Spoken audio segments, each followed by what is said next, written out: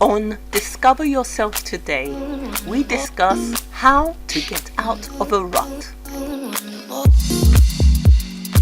There are times in your life when you are just stuck. You can't seem to move forward, no matter how hard you try. How do you move from being paralyzed and jumpstart your life again? Your mind holds the key to getting out of the confusion and darkness. We discuss how to bring clarity and get your life moving again. So, how do we get out of a rut when we're stuck in a situation and life is just not going anywhere? And you know that feeling when your mind is numb, when you just can't see? Do you know, like some people, you just can't see how to get out of this situation, how to make life work, how to change it around. What does one do? It's difficult because you feel you yourself feel stuck, and that's a dangerous place to be when you just feel that you have to do what you are doing. However, it all starts with it's in your mind, it's with your thoughts. But those thoughts are formulated by the words that we hear. This is the thing. People don't really realize that they actually have control of how they think. Yes. And what is going on in your mind, you have control over it. You're allowed to make yourself think what you want to think. It doesn't have to be just arbitrary things just coming into your mind and you flowing with that. No, it's not. It doesn't have to. It's not by osmosis, as we Yes. say.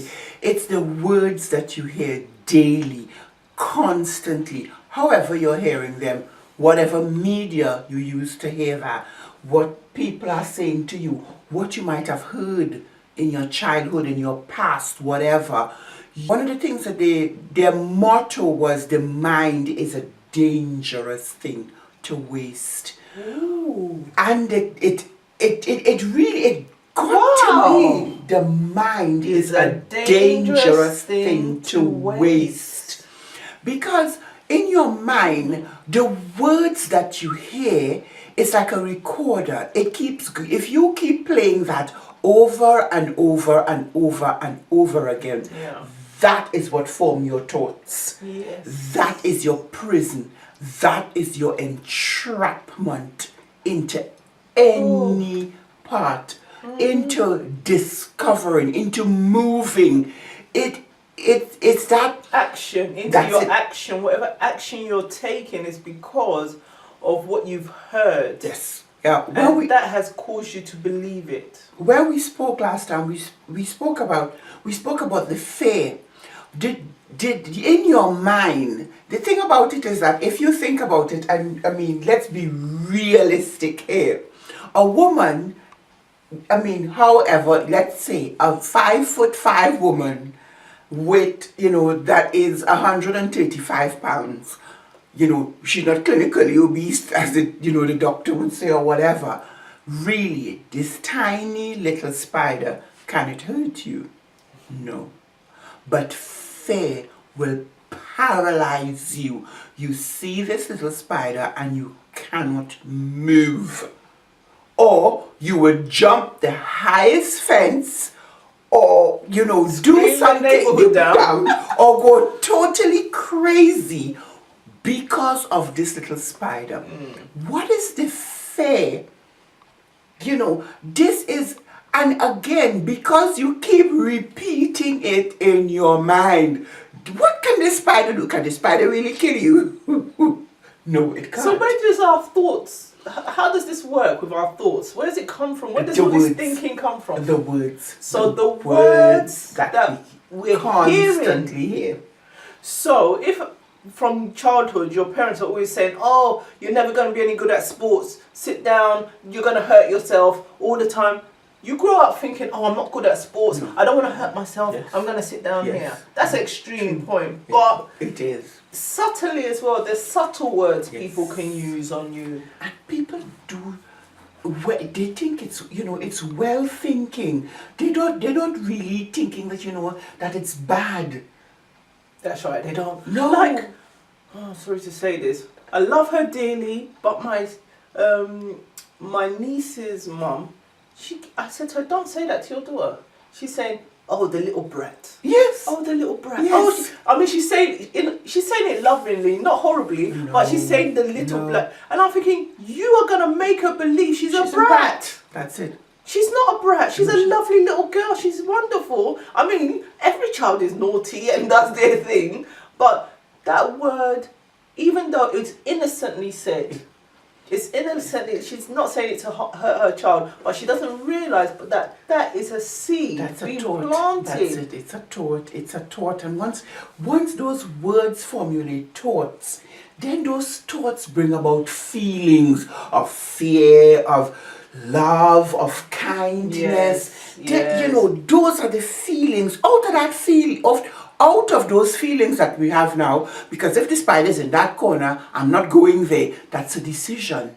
So you make a decision based on those feelings, based on that thought that you had, based on the word that you got.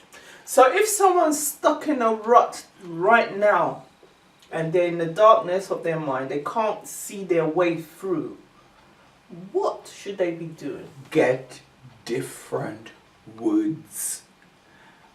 Get in an atmosphere. You can create it. However, you think that you are guided to do that. Your words, the words that you are hearing, you need to change them. That's right. Because when those words are changed, your thoughts are changed, your feelings are changed, your decisions are changed. Because, and you see, it's a step at a time. Right. And this is the process to discovering who you are. These are the things, because out of those decisions that you've now made become actions. So you choose And whatever your actions. They're They form habits. And just as because of obviously you want to lose those that you had before, form new ones, those habits become your character. The outcome. That character now becomes the outcome. How do you? Who you are. That's it. Who you are. And then that leads you into the biggest thing of all, your destiny. It does. We are talking about destiny here. Every single person on earth has a destiny. You know? Yep. A destiny, your destination. Yes. Where you're going to end up.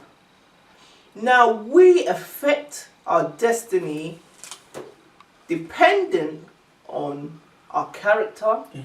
If we go back, yes. our character is formed by the habits we do every day. Yes. The habits. The actions. The actions we do every day. The decisions. The decisions you've made. Based on those feelings. The feelings you had from what you was thinking. Exactly. And you started thinking those when you heard those words. When you heard those words. So the key, if you're stuck in a rut right now, start making choices about what you listen to. What you hear. What you're reading. The programs you're watching. What people are saying to you. People can say whatever they like to you, but you decide the things you're going to keep and the things you're going to discard. Not everything that someone says you have to hold on to. Oh no. If they say something that is not good to you, it's not part of your plan for your life, just thank you, let it fly over you. It doesn't have to build a nest in your head. No. As a very wise man told me. It doesn't have to occupy space. You allow it to occupy space. That's it. If they've insulted you and you don't like it, let it go. Let it go, let it fly away. Move on to your destination. You're going somewhere. You're going somewhere. Because that's the thing. Do you know that you're going somewhere? Because we need to know. We are going to end up somewhere. The problem is it somewhere you want to end up? But definitely, we're all going to end up somewhere. Some people at the end of their days will say, yes, I made it. Yeah. I've given what was on the inside of I've me. poured it I've out. emptied myself as it Yeah. was. I feel satisfied Satisfied. that I have given I've given of it. myself. That's right. And even that can be scary because you think that, whoa, I have to give. No. Generosity is a state of heart. Once you give, it will. It has its way. Providence is not going to cheat you. That's right. It's not. It's not. Because the thing about it is that, again, in our last program, as we were saying, if your boss did not take this stance that he or she took when they took it or took the opportunity, then there was not going to be an employer to employ you. So if once you take that stance, then how about you thinking you becoming an employer instead of being an employee? Yes. Why don't you Or you being the movie star? Or you doing what we are doing now? Exactly. Yeah. Do what is in your heart to do. What is in your heart to do? Do it. Do it. The key to get out of any rut is to decide to choose what you are hearing, what you're listening to. As soon as you start, get some self-help books, motivational speakers, listen to them. People that have done it before, listen to how they did it, because you'll be surprised how many people are successful but came from very deprived backgrounds. Not everyone who's successful was born with a silver spoon in their mouth, No. It's not bad. It's not a bad thing to have adversity. It can drive you, can push you. But the key is, what are you hearing? Listen, what's your heart saying? Are you saying to yourself, I cannot? It's too hard. It's going to be too painful. It's too costly. If you say those things to yourself, you can't move forward. Get some more information that shows you that you can. It's not too costly. You will get more at the end of the day. If you're going to invest something, it'll cost you something. Life will. If you fail, it'll cost you your whole life. It will.